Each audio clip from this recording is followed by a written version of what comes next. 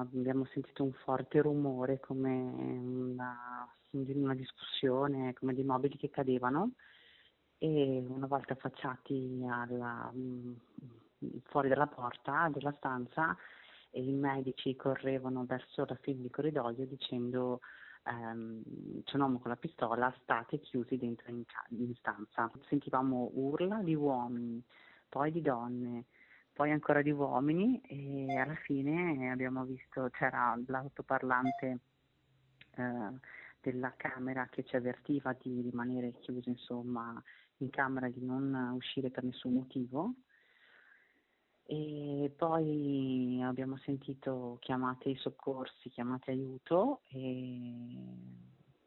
e dalla fine del corridoio qualcuno ha risposto abbiamo già chiamato il 113, stanno arrivando e qualche istante dopo insomma ho visto correre la polizia che andava verso la fine del corridoio. C'è stato un po' un fuggi-fuggi, c'è stata gente che ha Sì. cercato di nascondersi da qualche parte, com'è andata? Sì, c'è stato fuggi in generale, certo. C'erano gente quindi negli atri che hanno tentato in tutti i modi di nascondersi dietro la pianta, piuttosto che, adesso rido, ma sì, insomma, di camuffarsi in qualche modo, però perché appunto non si capiva, se sentivano delle urla sembrava quasi che ci fosse qualcuno in ostaggio, ecco. Forse non ci si rende conto di dov'è il reparto, ma il reparto di medicina d'urgenza è a fianco all'ingresso principale.